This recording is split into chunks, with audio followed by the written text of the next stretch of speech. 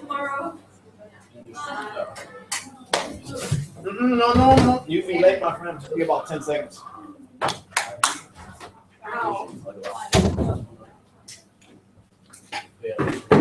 What is this, Jeju Island? Put some shoes on.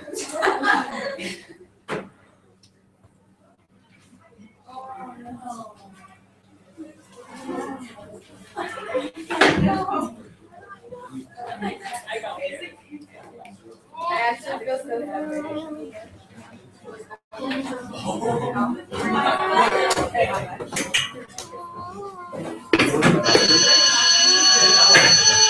Gotta manage your time.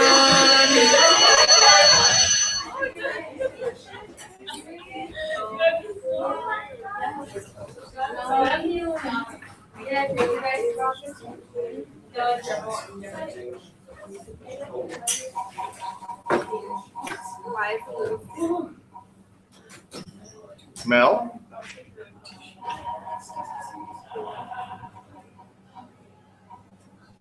Margot?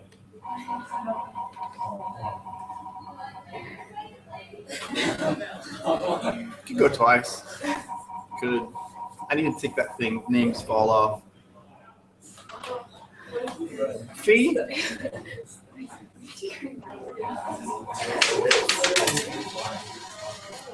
This is rigged. These are kids going off the same places. I'm not even kidding. All the M people too. These are facts. All right, you want to use your pass? Right? Pass is used. No, it's not. You just used it. Who gets candy? No candy for you. What? You can't do that. I'll buy some. What are you selling? I don't care. All right.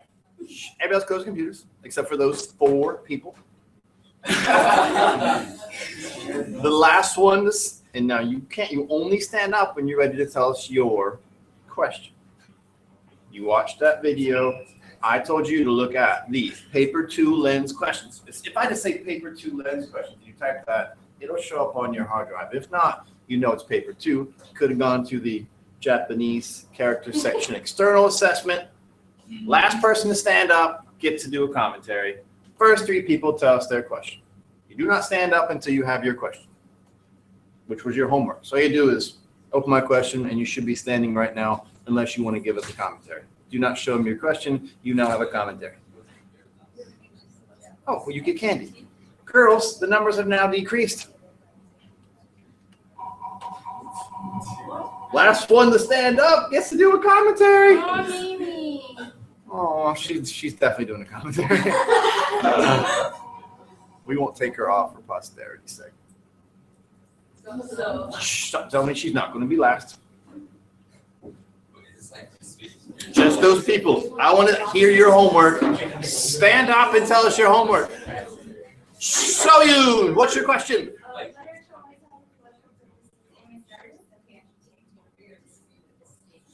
Love it. Points for you and no commentary. Shh. Man, all you got to do is find your homework. Yes, Mel. The question I chose was explain how the authors of at least 2 literary works that portray the social movement originally. How long the context of others and influence. Thank you. That's like the obviously fantastic question. That works too, but that'd be like, yes, I got that question. Ooh, maybe more to that commentary together.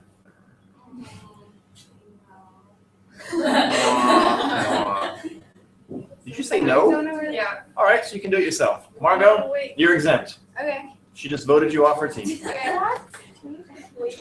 Ooh, not so smart now, are we, little Miss Backtalk? Let's let them struggle or fight it out. Is this a Hill part of this? No, he wasn't here last time. He's exempt. That's not fair. You were here and still don't have your homework. Let's talk about fair. You want some more candy? I probably have some. You don't want to eat it. God knows how long it's been over there. Okay. Shh. Open up that document, which all of you looked at. It's very simple. there are literally hundreds of hours of some kind of video footage of Siddharthi on an interview business or a talk show or a lecture, lots of lectures. We like her because, yes, if you watch this, are you sick? I don't want to touch this.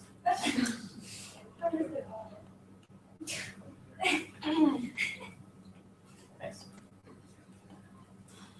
Okay, if you got the question, and Mel's question is fantastic. Here's the thing, if you got her question, can you read it again, Mel? Explain how the authors of at least 2 literary works have portrayed a social group in the Russian language. How might the context of the authors have influenced or portrayed these characters? Man, if you got that question, and you did what you're supposed to do between last spring and up until when your exam is in terms of getting ready, of understanding 1.0, if you got that question, you should be pretty excited. Likewise, maybe the mouse thing works, completely works once you get in the mouse. If you are smart in how you identify groups of people in the things they carry, any one of those are better because it's a 2 thing. Any 2 of those 3 texts work. Listen closely. Raise your hand if you are going to try to use 3 Part 3 texts for your paper 2 exam. Raise your hand. Because it does say at least 2, right? Good. No one's going to do that. It's a really bad move. Not a good idea. Why? Why bother? Just pick 2 texts. So if you got that and you watched this video and you watched some other videos and you understood the novel and you understand those social groups, you pick the social group and you tell us what we know about Siddharthi. The ambiguous thing, we know Joseph Conrad does not show up on the exam, but think about that text which we understand. The whole ambiguous thing about Conrad and the whole debate about him being a racist or not a racist because we don't really know. We don't have hours of footage of him saying he's a racist or not a racist. Her viewpoints in essentially verbatim, directly, indirectly, how she decides to portray women because she's a feminist, that makes sense. I don't believe she uses the term woman at point 0 or fair to us once in this exchange, but you should be able to be like protagonist, men, women in that culture at time and place. It should have all matched up. Anybody have any questions that were different from those 2? You should have. What'd you put there, Mike? How might the context of the author have influenced their portrayal of a particular section? Great. It's very similar to Melanie's question. It's all about the background of the author and how potentially elements of his or her biographical aspect came into play with the narrative, in this case, social groups or characters or groups of people. Did anybody through your interaction write down any choice things that came out of her mouth in terms of, ooh, nice? What could you draw upon? Like, if you were say in the novel, these characters do this and that, Siddharthi has stated, how could you have quoted her to support potentially that question or any question which would deal with the major universal themes of that work? Because the cool thing again is it's not about the novel, but the stuff coming out of her mouth, it's just like that so matches up. It really does.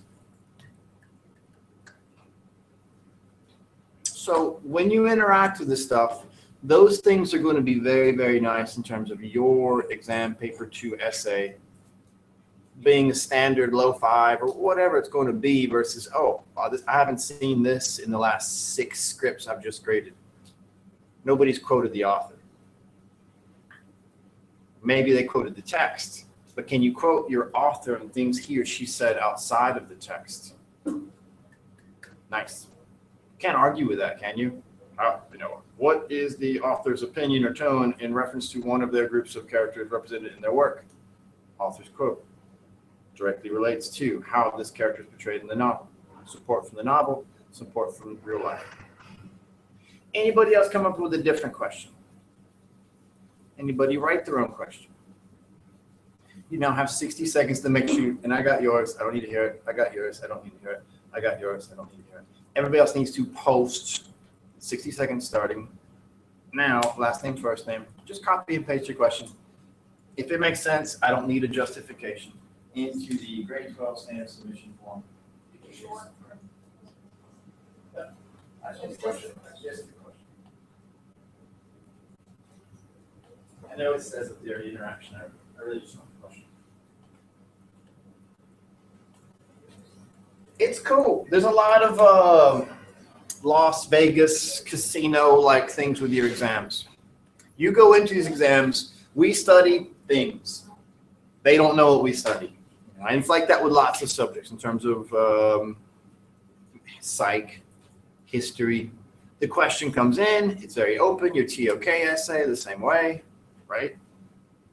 Maybe you like those scenarios, maybe you don't. You get lucky, you choose to focus on these types of area of knowledge, or in this case, these two texts. Maybe I won't look at the things they carried so much. That might work, it might not work.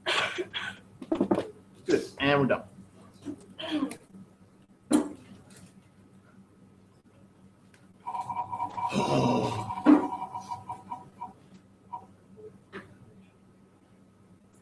Do you agree? Yes or no? All right, good. That's all. Yours is pretty easy. Group collaboration. Whose topic are we looking at?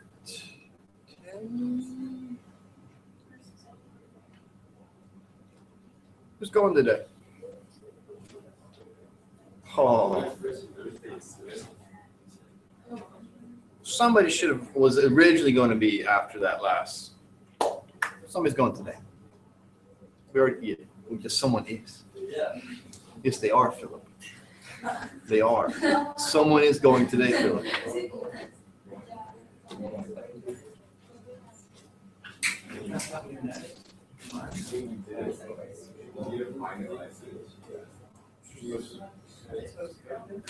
We talked about this last class. We certainly did. Thank you, Brian. You're right. Crystal Tan is supposed to go today. Thanks, Cam. Have your presentation? It's in the. Awesome. They are giving you free information.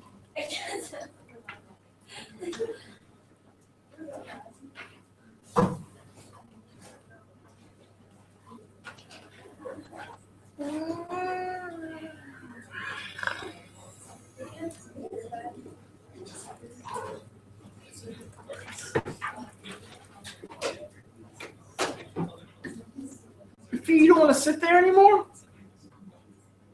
You used to sit right there. Yeah, you did. You did a couple times. You did a couple times. So where's my computer guy? That makes sense to you? Yeah, she's out here to charge her computer. But 'Cause this that's- one, Because that's closer? I don't understand. No, it was like really far away. It like only reached there before. Why don't you sit down right there? We like you to sit there. If you want me to, I will. You do. You're a daily fashion input person. We need that from you. You want? It's not this one. Yes. Extra credit for you looking at the daily objectives. So creepy. It's not creepy. It's right there. It's on the whole time. McPhee looking at fashion websites. You looking at daily objectives. Way to go, Margot. Way to go, Margot. Scrolling. I see you scrolling. You're not paying attention. McPhee.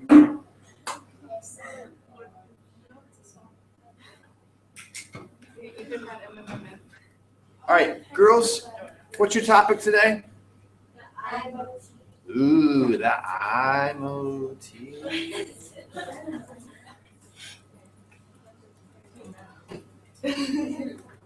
Why is this the wrong day? Why are we looking the wrong day here? No one told me anything.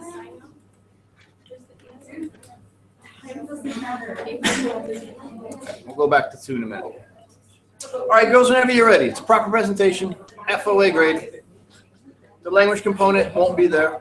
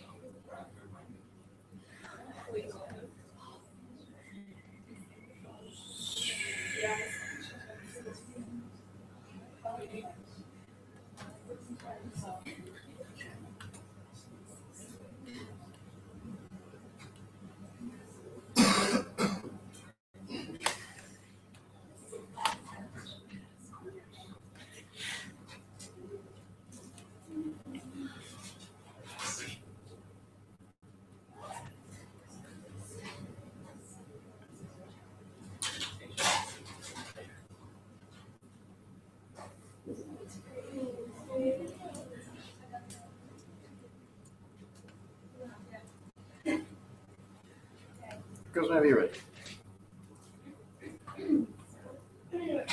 We're going to talk about the evolution in Homo erectus 0. Next. Con. And what we said was that there are several ways that eyes are used in this novel. They're used as a metaphor, as a comment on society, or as a method of characterization, or to show her dress and stuff.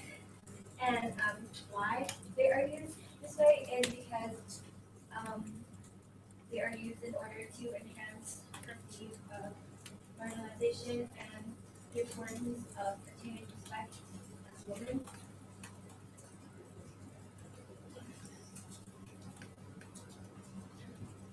You getting bossy with the slides already? No. Okay. So, how they are used to show human connection. They are used to show human connection that she establishes with other characters throughout the book.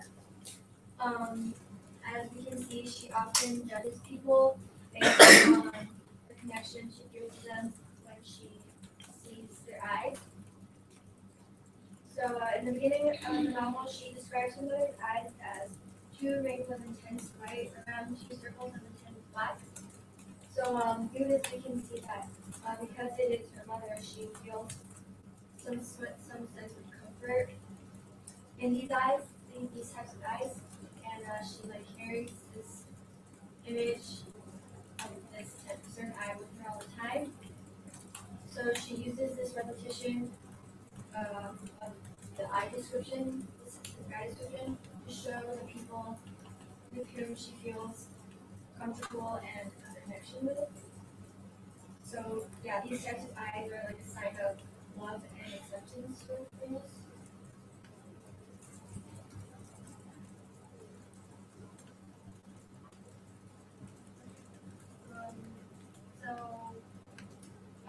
Another way they are shown is to show fear, because many of the people she meets do not have the same type of eyes as her mother do, so they kind of scare her.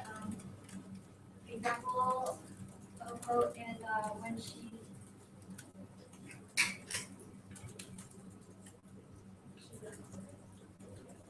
Get lower. You'll find it.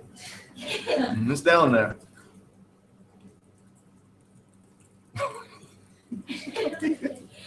anyways, Well, we don't need visuals sometimes. You just know it. You know it. yeah, Go with anyways, so eyes have a really strong effect on her.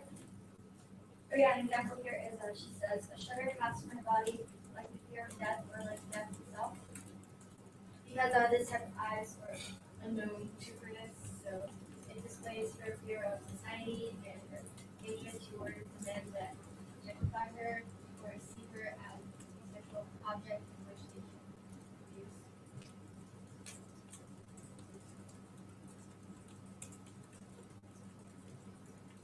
Page 51, huh? Okay.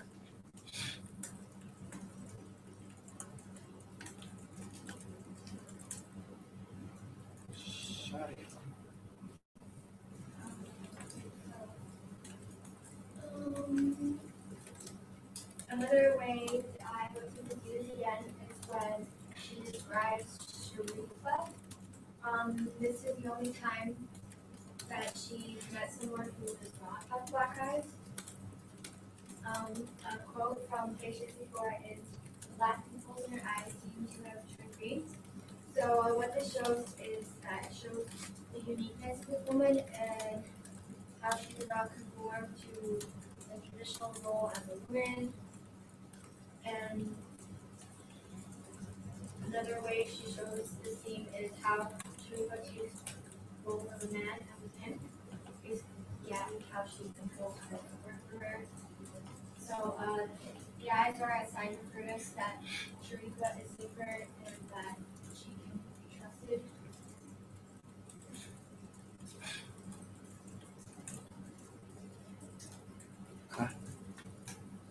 Interesting.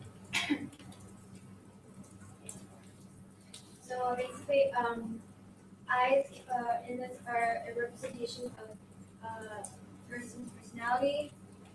Brutus relies on people's eyes to judge someone. And yeah, they're also used as foreshadowing to show the real personality of the person that is eventually shown.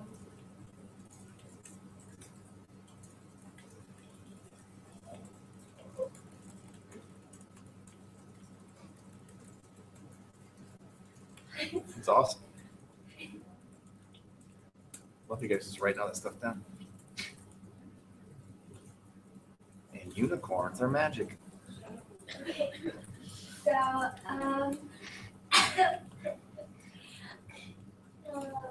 There you go. Keep going. It's down there. Look under the H key. It's down. Look.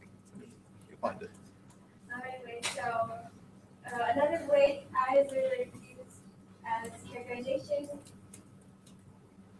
is this quote. It was two really cards looked down with very young silky eyes. So what this shows is that powerful people are seen as shifty. Shifty. Yeah. You said powerful people are seen as shifty? Yeah, because she was Say that 3 times fast. powerful people.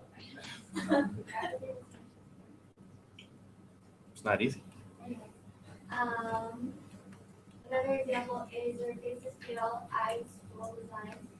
They move around like blind creatures. We read that one more time. You don't have that on your presentation, do you? Is that going to show up? It's on the next slide. My bad. Can you read that again? Their faces pale and like with eyes full of design. They move around like blind creatures. So what this implies that people are that they are blind to the situation and that they are unable to see the unjust nature of things around them. And so basically in through here we can see that eyes are used broadly to portray like a large section of the population in a specific way to give an overall impression of the mood of the population.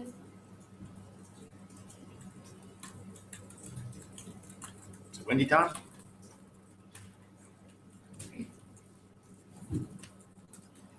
So we outlined the progress of Myrna as a woman. The significance of the eye changes as the novel progresses as she grows up.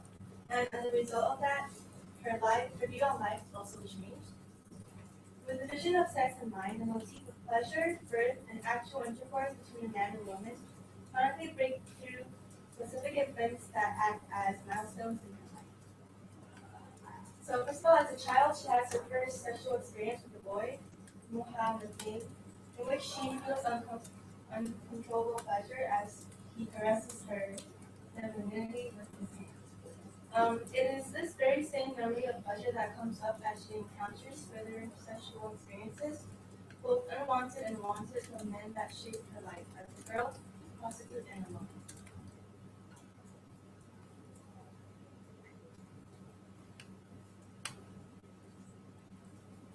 Continuing with this idea throughout the novel, she mentions the eyes that only seem to gaze upon her. As the novel progresses, the significance of this image changes. In the very beginning, it can be interpreted as physical, where she mentions that the eye always looks upon her. She's referring to the eye of someone specifically, as she was merely an innocent child who did not know what was being done to her by her uncle. And as the novel continues, Verderos becomes mature enough to know that what's right and what's wrong, and the image of the eye is different and can be interpreted as symbolic. The eye can be referring to her conscience that is constantly reminding her of the unrespectable occupation that she holds in society.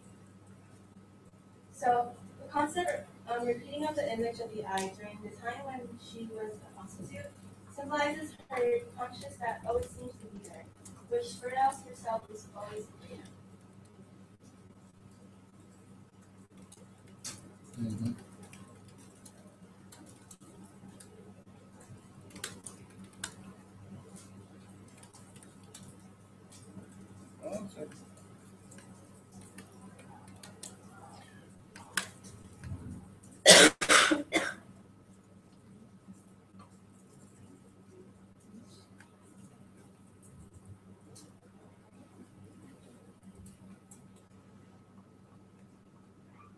Can you go back one slide? Yes. Okay.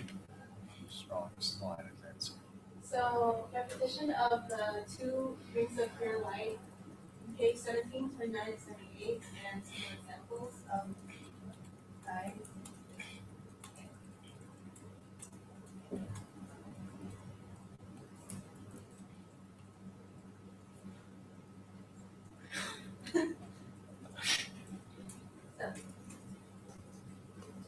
The eye motif can also be seen as a point of view because it is the eyes that see everything. So it's kind of like the eyes that are a symbol of all of the Egyptian women or all of the people that in the same society as her that have to go through this when they're growing up. Mm-hmm.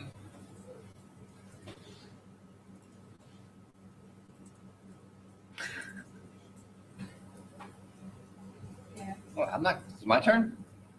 Do I read? You done? You can put that in your note if you want to. You can put that in your notes if you want to. Repeating, it's just repeating like the eyes, like her eyes are the eyes that see all of these things that happen in the novel. Like seeing how like there's a weird religious part of their religion, how like men can treat women in a certain way, or how like when women are not as equals in society.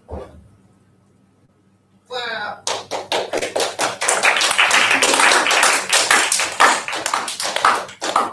A couple things going on here. Some people are outsourcing some ideas, which are potentially not a bad thing. You must be critical of where you find this stuff. Because now I don't know how much of this is your language, which I have serious issues with. Not like on a ethical level. Just, if this is all yours, which is not, okay. But now some of this stuff I don't agree with. So I don't know who wrote it or where it's coming from. If it's coming from this kid I found on the internet, he's probably dumber than you are. So I don't know where you're borrowing it from. Jacob, what the hell his name is. All right. Just think about it. Literally, look where this stuff's coming from. Just don't grab it because it sounds smart. Some of it is completely accurate. Here's one thing with this. Pay close attention. Please, your exam paper too. You need to be definitive about what you're saying, but you don't want everything just to sound like some sort of Sadawi regurgitated. These are like it's just going to get back on. You know what I'm saying? I'm not saying it's not that, but if we talk about this eye motif, what's more significant in terms of analyzing the eye motif? That last bit, these are the same eyes that scan the legal system, configuration run by men for the interest of men and silencing those of women. Verderos speaks with these eyes. Oh, wow. Or concrete bit taken from page 16 where it says, 2 pools of black intense black surrounded by 2 pools of white intense it's like, what you're saying is easy just to paint some level of something like this. This sounds very, I'm not saying this is wrong. It's actually really smart. But it's also just an easy thing to say about anything that makes it out fair enough. Versus kind of skirting what really is going on with the eyes. The motif sounds great. But some of the language in this presentation, I laughed a little bit, just because when you really look at it, it's humorous, but not like in a pointing at you and laughing, pointing at the girls and laughing. Ha ha ha. No, we're not doing that. But think about what some of this stuff says. Let's go back to this one over here. Oh, where was it? She judges people. Here we go. Is this it? Judging people. She judges people based on the connection she feels with them when she observes their eyes. Keep going with that judging thing and how she evaluates people. What was that one? They have? Here it is. Who agrees with this? Fairness relies on people's eyes to successfully judge the character of the person.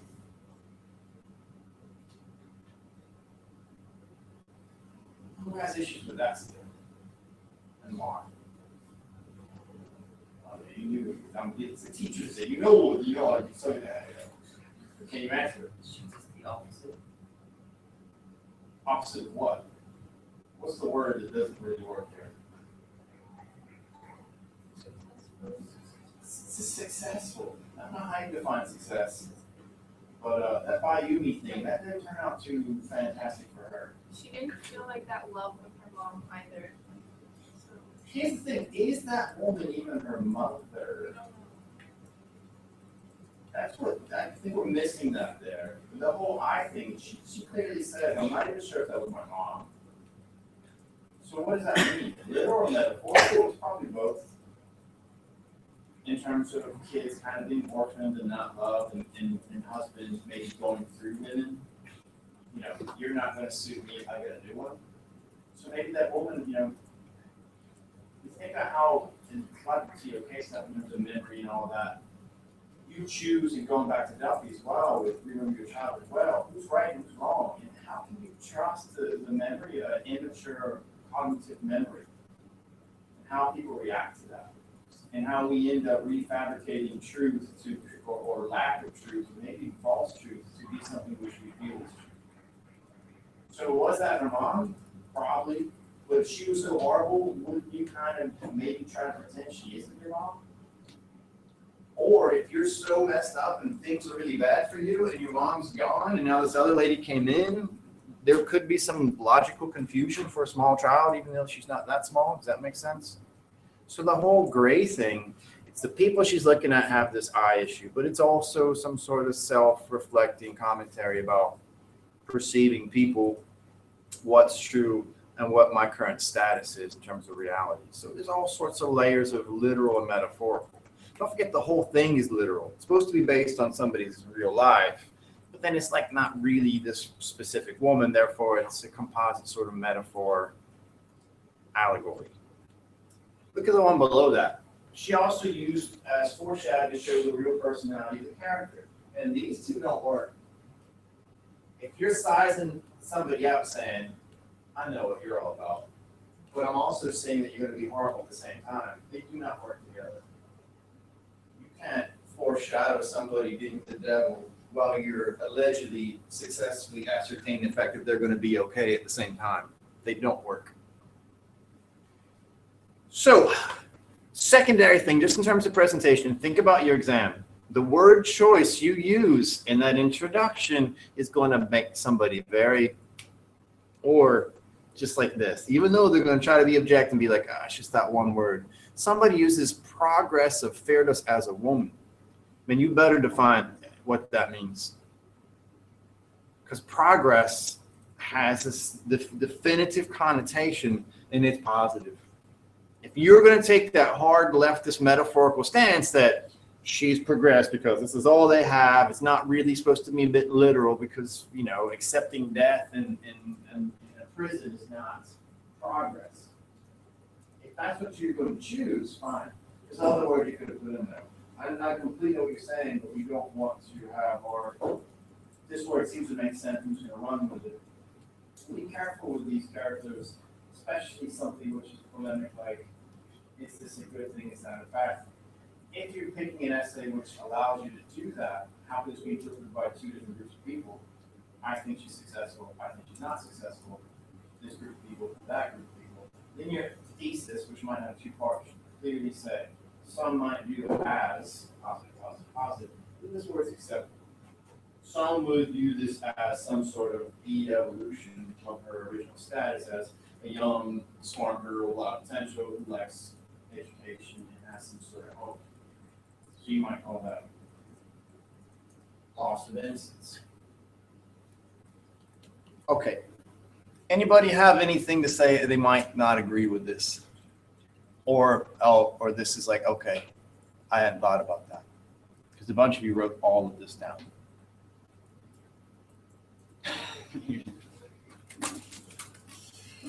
Which is awesome if you're going to get something out of it. Otherwise, quotes are great.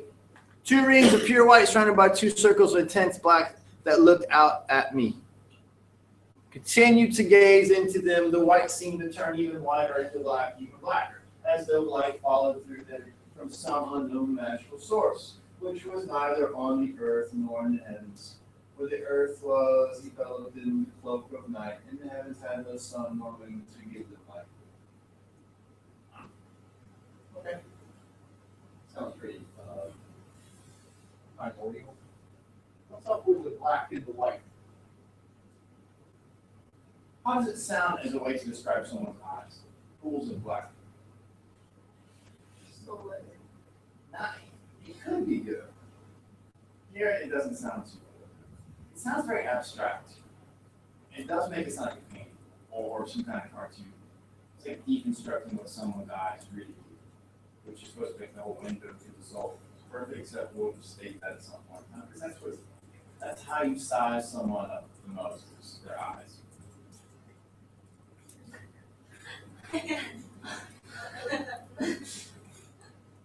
And if you can't, all you see is like black amorphous stuff and white amorphous stuff, and they don't look human. If they look like some kind of weird Japanimation thing, then it does dehumanize them.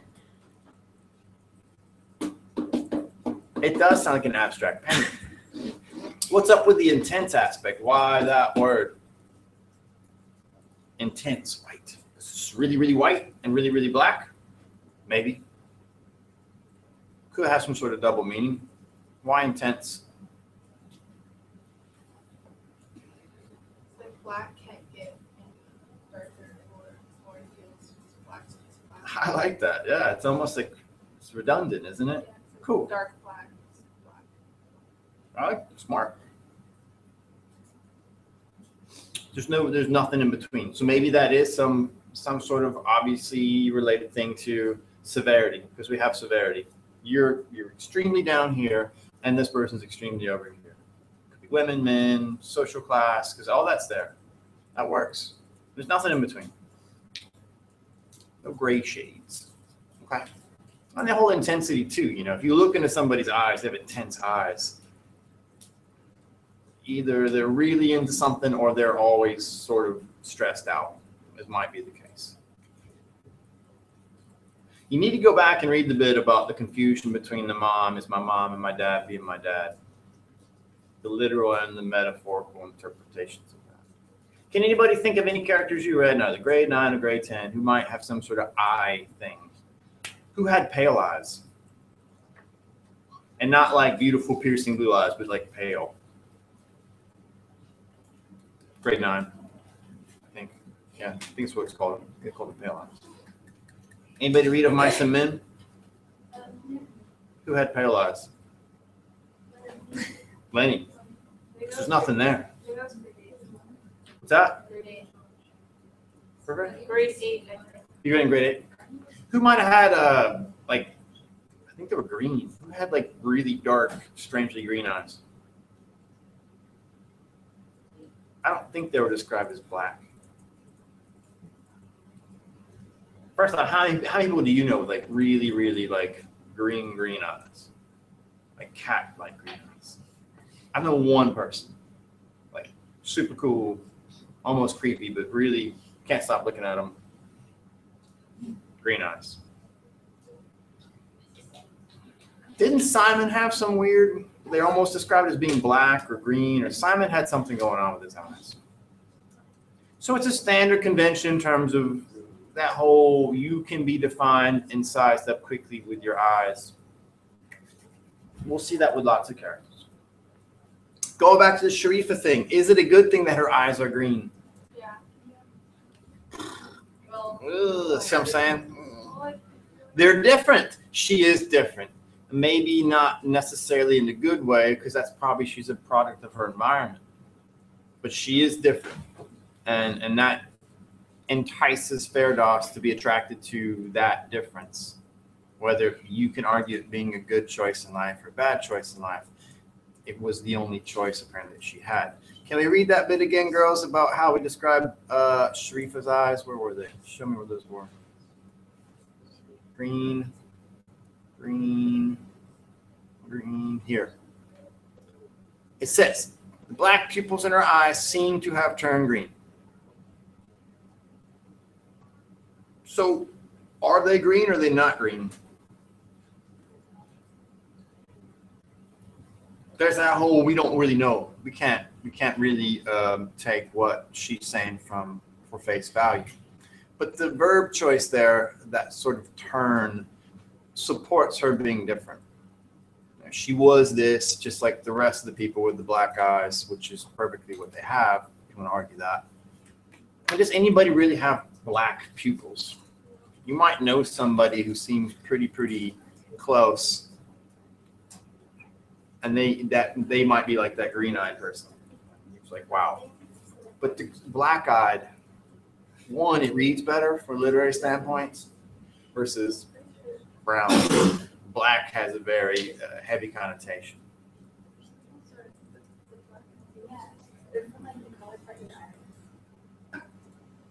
yeah, Pupils, yeah, but aren't all people black? You're right.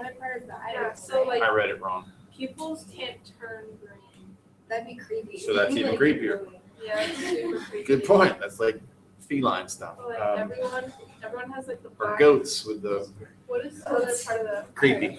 iris? Yeah. Goats are scary. All right. So there's all sorts of non-literal interpretations of people's faces, what they're doing, and what they represent, and who they might be.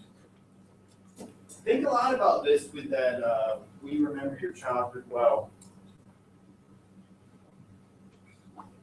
Who used We Remember Your Childhood Well for an assessment? I just graded one this morning. Just that one guy? I thought you did originally. I'm pretty sure yours was originally. Yeah. Nobody did that one. It's fantastic. Think about it. You can read, if you just pick that poem up while you're waiting to get your teeth cleaned at the dentist. Fantastic dentist office. Caroline Duffy poetry. And you're like, oh, this kid's confused. Or it could be, oh, there's some serious child abuse going on. It's one way or the other. So how we remember things, whose interpretation is valid. All right. Poen, what was your topic? Women in Islam? We haven't seen that yet? I thought we saw that. All right. All right, now J. Stanley. And then we'll look at our. Then I'll give you some homework. Which will take 20 minutes.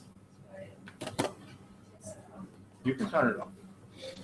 It's around here somewhere. Have a look. It's over here. Thanks.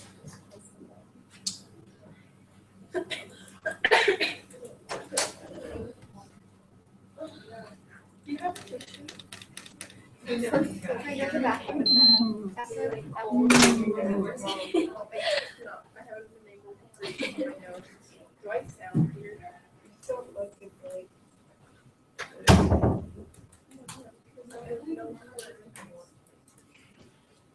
All right, girls. Yeah, you find it. Inform us.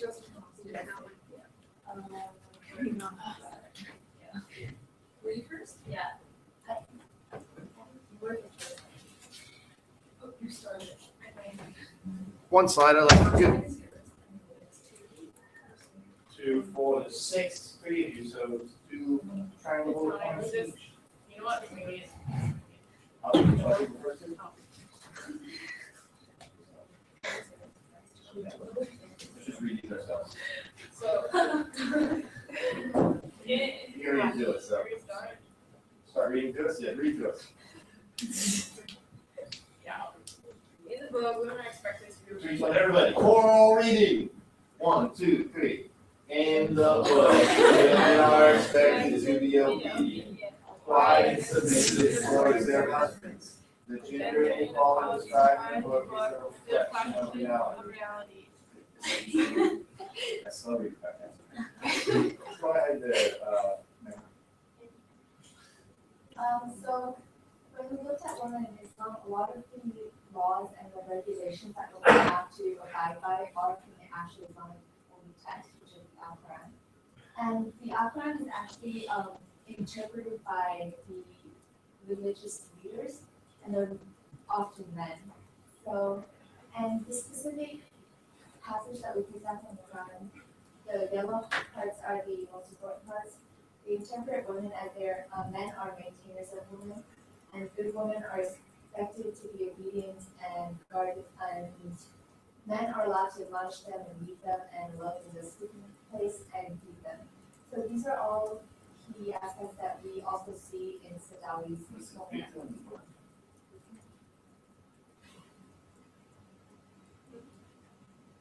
Also, like in the book, we see Sadawi has the opportunity to go to school, which for her actually is pretty rare because in Islamic countries, not just in the Middle East, women are not always allowed to attend school. They are allowed to learn Islamic law. Again, that's also stated in the Quran, where women are in fact actually encouraged to learn the laws in the Al-Quran. But if you're talking about a formal education, such as going to school, that's not always allowed.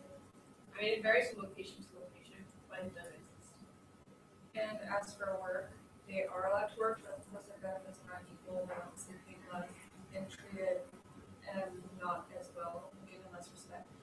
And they're also, on top of their work, if they do choose to work, are expected to fulfill the role of like a wife or a housemaker, take care of the children, keep up with all of those duties as well.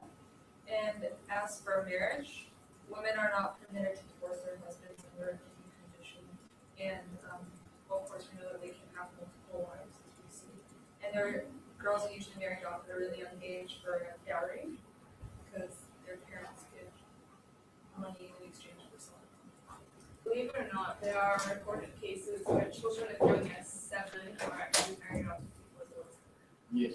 year 7. Okay. All right. So that's actually quite interesting.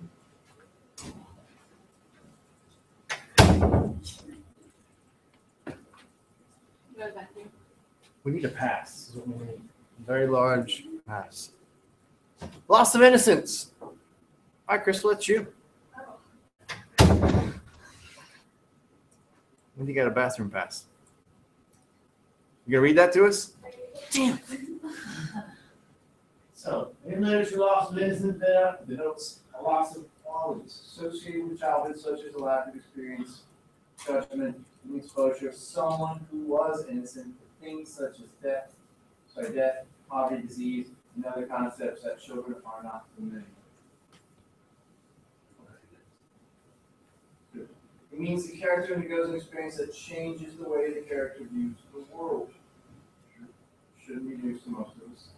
Theranos undergoes experiences a feeling of pleasure for the first time, something that she is unfamiliar with, also known as symbolizes her loss of innocence. Recurring theme where she is exposed to this feeling several times throughout the novel, but is unable to pinpoint what this particular unknown feeling is. Alright.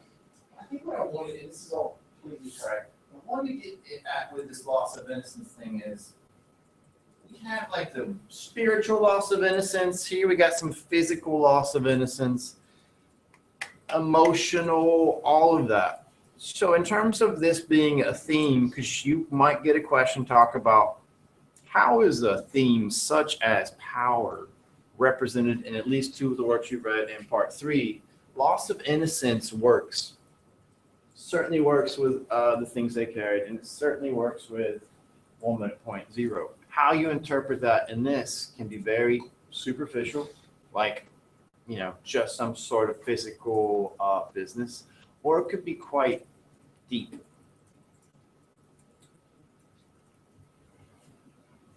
As a table, come up with some sort of agreement, which is a consensus.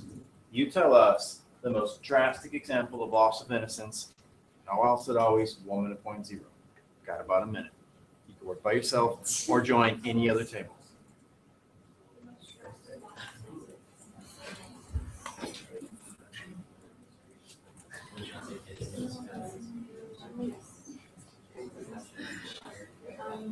It's lost. Like selling out. She says now. But I feel like it's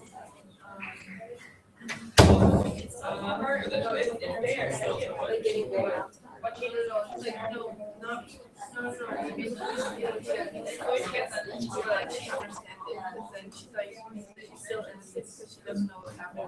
It's like when she doesn't like she understands what's happening. It's like I really that's Go. What? I don't know what I mean. yeah, I know. But like those girls. I think that girls.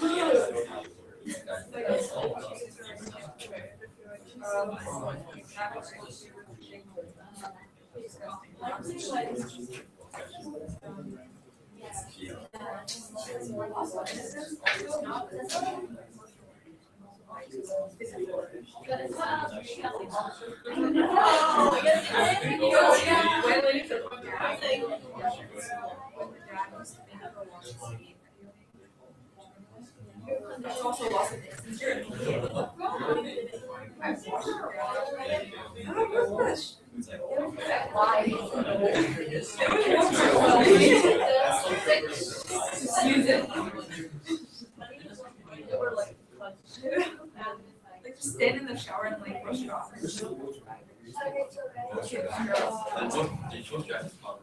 So art. I think that's actually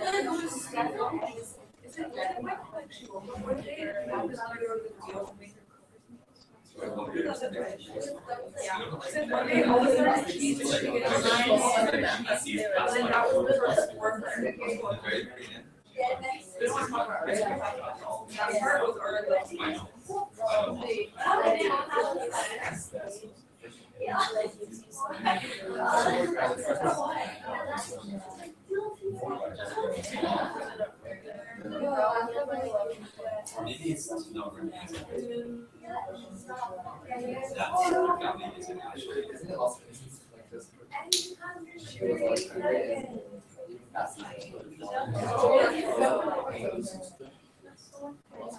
What you think there, Chrissy? And table. Most significant example, or the most drastic. However you want to define that. Loss of innocence, what you got?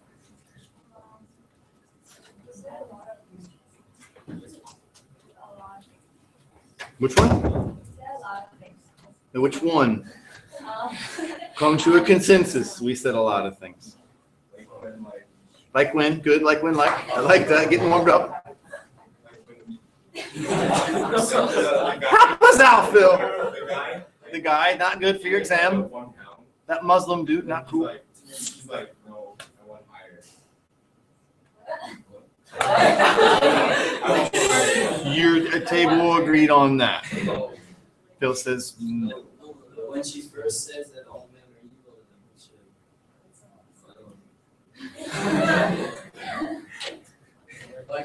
evil, Yes, please stand. We need some help here. When she's a child, when she grows up, she loses her innocence because. Wait, the whole life. I don't think we listened to that. Okay, you just kind of paraphrase what Chris said. Everything in the book. all that horrible stuff was losing things. All right, boys, what do you got? The most significant. We think one of the most significant would be when she gets like not betrayed by Abraham. Okay. So it's not like emotional loss of innocence. Ooh. Wow. Interesting. Why? Hold on to that. Okay. I kind of, I'm already thinking on like that. Hold on to that. Girls, what'd you put? And you made funny faces or when he said Ibrahim. You want Ibrahim Moises or Ibrahim from the book? The Bayumi business. I think that occurred much harder. You think that? Okay. It actually started that kind of downward spiral and eventually led to it. Okay. Interesting. Loss of innocence and loss of qualities associated with childhood, such as a lack of experience, judgment, exposure to someone who was innocent. Things such as death, poverty, disease, and other concepts that children are not familiar with. Girls, what'd you put? And you're all blankly staring at me. We said, one thing that we said was, the favorite thing, but we didn't, that wasn't the most stressful one. I gave you some pretty straightforward directions. Oh my. Like, I think for us, because when we're reading it, it's like the most, like, wow, thing that we remember in the novel. All right, so what you're saying is we might be impacted as readers about certain incidences more than the character. I think that's huge. Yeah, she's a very complex character. So I think that is really, really rough. Because on some level, we just saw that in that documentary. We've probably seen it in some horrible movie. And however you want to define that physical thing, what happens with her with Bayumi and Bayumi's associates, really, really, really messed up. But maybe it's not the one that has the most effect on her. And whatever Brian was saying, which I didn't get, nothing personal, but I think whatever it was, we probably didn't understand because it might not have been that obvious. There was some sort of like mental, who mentioned something, this is when she becomes aware of. That's probably the loss of innocence. It's that cognitive, horrible things can happen to a character, but if they still have some sort of optimism or hope that she can turn around or change, or we've heard that cliche thing, it's like turn tragedy into some sort of positive experience. That's easier said than done, but it exists as a concept. That one to me is the worst, probably, in terms of just like, I don't know what's going on. It's all like, if you got, I'm going to pull cards on which one you're going to get. That's the one that sounds the most despicable to me, probably. But pick something else, like from a youthful, more younger, the family thing.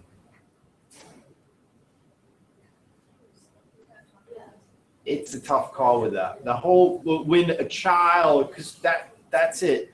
They expect things, and their levels of, I guess the term would be what? I mean, disassociation, just being straight up disappointed by your parents can have a greater effect on something which seems prospectively much more worse from someone you don't know. Familiar betrayal? The people you expect to be there for you, they're not there on some kind of level, that can have a greater impact on your mental status. I think it's like almost like a sense of time that she realized it. I think that's what somebody was saying over here about the money thing. Is that what you're saying? Was that not it? That's what somebody said something about when she said it was this much or that much or something. Is it because she's gotten to a certain level and she feels good about what she is and then she's brought down from there? Is that what you're saying?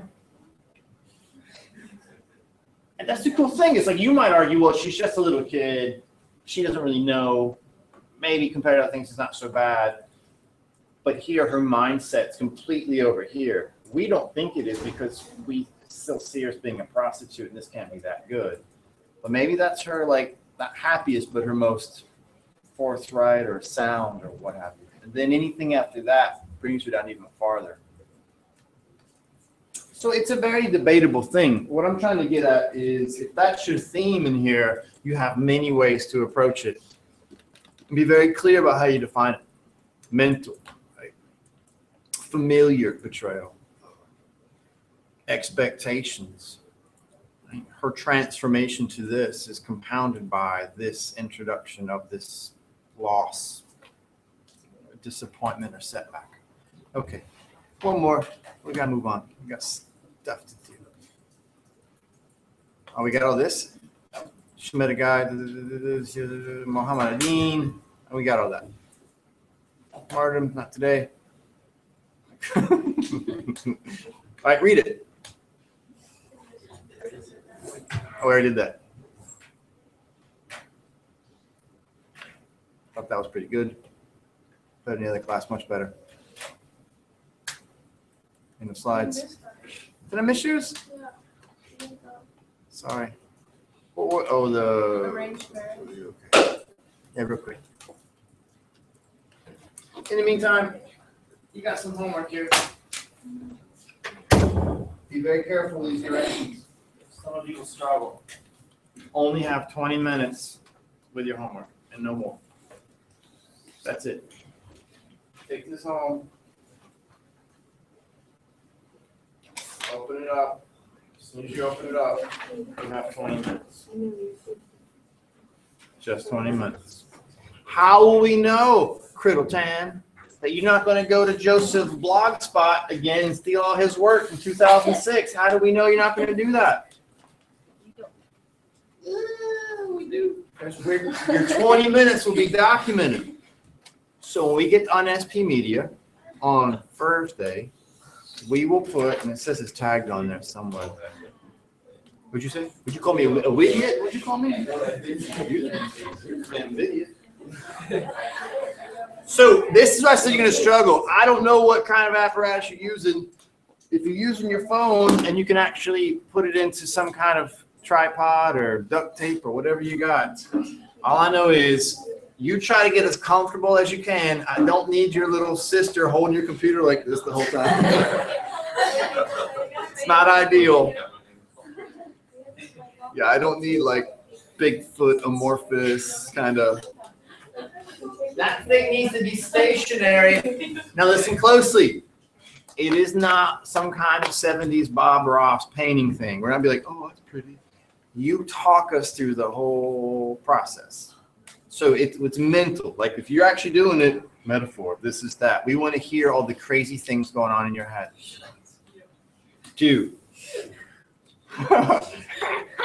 I don't know.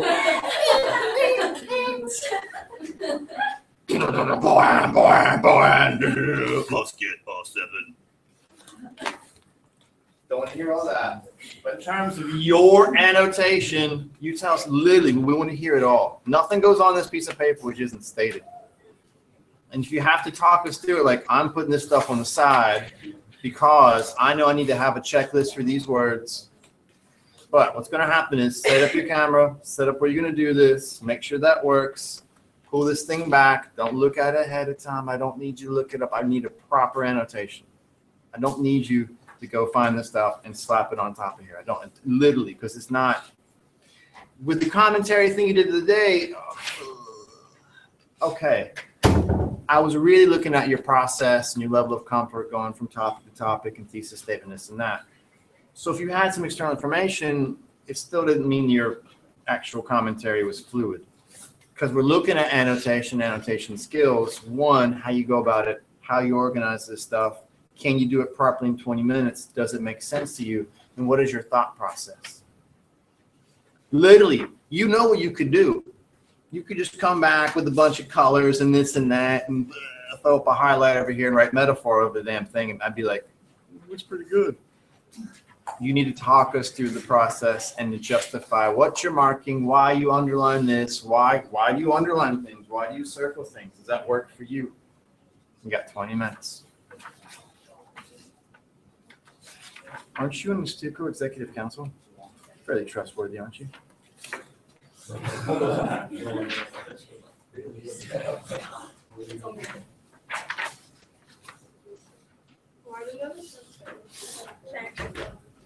Don't open the sheet of paper and be like, oh, I gotta record this. Set up your recording business first. Make sure it works. Get your highlighters and pens handy. Look at the homework page and see what it says about how to submit this. It's on there. Let's look at it.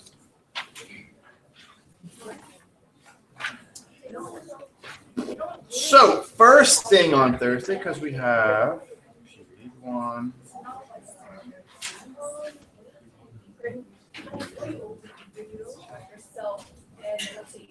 I just want to see the sheet of paper. I literally don't want to see you like a mile away. I mean, I want to see the sheet. So if this is your sheet, all I see is your dirty little hand and a pen going like this. I don't have to see your face. It takes. Unless you want to record that someplace else and put picture in the picture. I don't know. I really just want to see the sheet of paper and hear you talking in your hand. And Marley, like, show us your thumbprints. Tell us you. It takes a lot longer to like save it, right? I don't know. Did I get you Then how are you 22? gonna set the handle like this? You need to verbally talk to standardization. You will see what you do and hear what you do Thursday after you tag. It says annotation, C period, A period, D, no period. That's exactly how it's supposed to be. So you put your last name, first name, whatever, and it needs to say annotation, C period, all capitalized, A period, D. If we put that in SP Media at 8:16 on Thursday, yours needs to pop up. Is it? Can't read that from here. I don't get it. This thing has spell check, man. Take me. I crank this stuff out in seconds.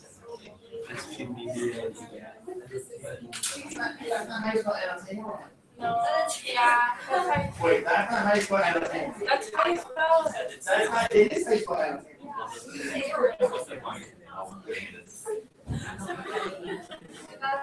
But I don't know how to spell annotation.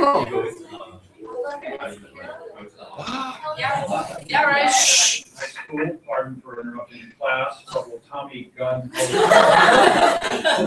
Harris office immediately. Every class. Tommy gun to leave immediately. And there's only 7 minutes.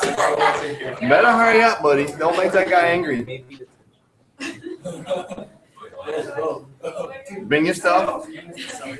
Yeah, no, like I didn't like trim like you or something.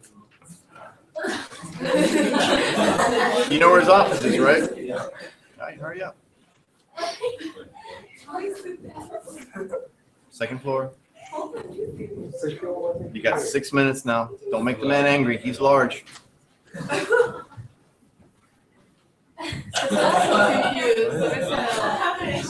Are you about to defy Mr. O'Hara and have a seat in that nice ergonomical blue chair?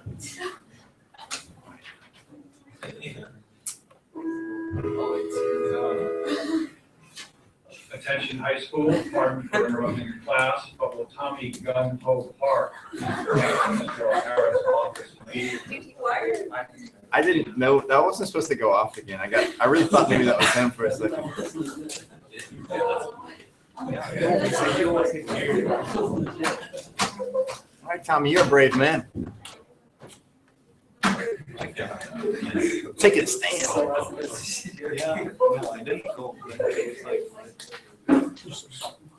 All right, look at your poem, Steve. Hour. Let's look at hour again, real quick. Hour.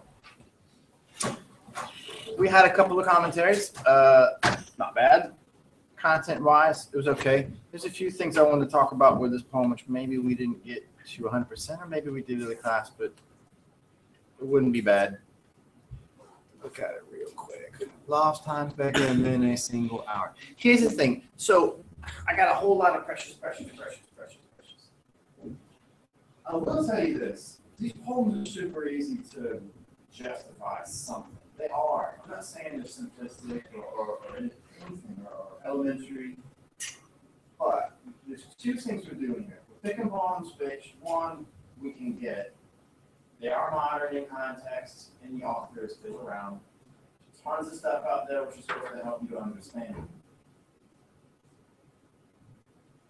If there are 38 commentaries, and every fourth one is over this poem, how many times is Mr. White and whoever else has to potentially listen to this from the IB going to be very tired of you saying precious? I got a whole lot of precious stuff. It's like gold. It's a gold show the other day with time is precious. Time is precious. Love, precious. And then you say weird things which came from the internet, and I found them after the fact. Says, what did you just say about the universal understood principle, something like that, very declarative, of time works against romance. I didn't know that was a universally understood thing. Everybody's just so declarative about that because they found it on the internet. Just think about what that says. Can't you say that with your own words and sound a little bit more analytical and judgmental or critical at the same time? It's okay. Listen closely with this commentary stuff. Your language will be a 7 if you use the proper high-level vocabulary at the right time. It is okay to be like, well, your register can be okay in the sense, one might interpret this as being that. One could understand that maybe, it's okay to show the maybes. Now, it doesn't have to be the universal declarative this. It's like, where did you get that? Just because it's out there doesn't mean it's necessarily right. So, lost time is better, but even a single hour. Quiet as a drop coin makes love rich. We mentioned something about monetary value and what the value we place on romance versus the value we place on things. Ku immediately said, this is a lot like, and it's okay, this is a whole lot like the idea she talks about in the poem Valentine. People kind of like that when you're able to, and this goes to that criterion A, can you place the work in the larger context as a whole? It's easy with a work of prose. This is kind of like on page 50 where the author says this and that. Later this happens. With poetry, what is the larger context of the work? Other stuff she's done. She does this quite a bit with this perspective. We saw it with originally, we saw it with You and Your Child as well. Okay, this guy gets the poet and he gets other stuff. It's not like he just got that long poem got left. You're putting the work in some sort of comparative, like 10 seconds of other works out there. We find an hour together, spend it on flowers, hold on with the whole of the summer sky and the grass ditch. This is awesome. Everybody talking about, well, this is just the opposite of what? Romantic. Money, I guess? No one talked about grass ditch. I don't think the internet did either if you found most of this stuff. Who had an issue or was waiting for grass ditch? Who here has a parent from North America? Ditch, good word or bad word? Who's in the ditch?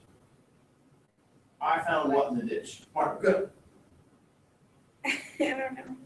There's no right or wrong. Like dirt, garbage. Garbage, dirt, a dead body. Trash. Who said hobo? It's French word, right? Hobo. Yeah. So it's not just like, okay, we're not going to spend all this money on a fancy 5-star restaurant. We're going to go to the grass ditch. It's like it's an extreme sort of hyperbole thing. It doesn't actually sound good. It doesn't say a gully, yeah, or it doesn't say like a knoll, which is like a hill. All sorts of words which might we see in a park or in some sort of beautiful forest. A ditch doesn't sound good. And we just bypass that because the internet didn't, address it. Summer sky sounds what? Great. What's wrong with flowers and wine? Are they seriously like the epitome of Puffy and Beyonce or something? Oh, they're so materialistic with their wine and flowers. It's like, why is that such a horrible thing? It's not kissogram. Kissogram thing was, emphatically kind of cheesy, plastic. What's wrong with wine and flowers? Does it? I mean, think about it. What happens every single time? If you can do that, justify it. Just don't call it a cliche and go. But I don't think too many people have an issue with wine. Wine can be fantastic. History, aged, culture, right? Flowers, organic, beautiful. They're not inherently negative things. All right. You have probably 26 minutes of homework if it takes you 6 minutes to. Why are you still here? You're in trouble, dude. 6 minutes to set up your recording situation, 20 minutes in that sheet of paper. There's your sheet of paper. You can't do this without the sheet of paper. Did you get my email? I did. When do you suggest? Last week. When you have free this week? What day is it? Today, day 3. Today's day 3. I don't have them tomorrow. On day 1, I have it in C block. And then I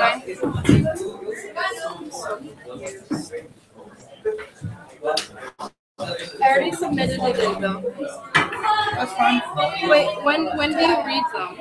I'm wondering. You have a lot of people, don't you? Yeah. C and F block, but not tomorrow because I have TFA. I can miss it if you want. No, I can't. So C, F block. On day 1, nice. I can recheck. So on day 1, which is going to be yep. How about you come in and like the last 10 or so minutes of lunch, and then because my kids will be doing some independent first, and that gives at least 20 minutes. Okay. You aren't looking at them yet, right? You aren't gonna read them. Okay. We'll look at yours. I still. What we'll do on Thursday is just make sure that we look at the rubric and be like, it must have this, this, and this, and just make sure we're not diverging from that and doing a lot of work, which we might have to go back and change. Okay.